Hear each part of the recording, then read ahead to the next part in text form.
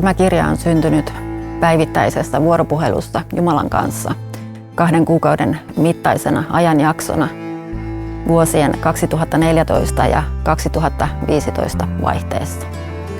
Havainnollisesti tämä kirja jakautuu 2 osaan, joista ensimmäinen käsittää oman henkilökohtaisen kasvuni profeetan tehtävään.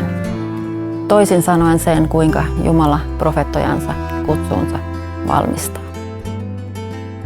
Kirjan toinen osa paljastaa Suomen seurakunnan tilan.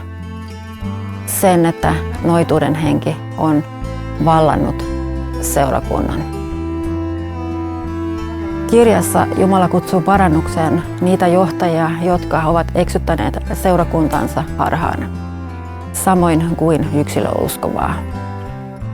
Kirja alkaa Jumalan sanoilla hänen kansalleen ja päättyy profetiaan lopun ajoista.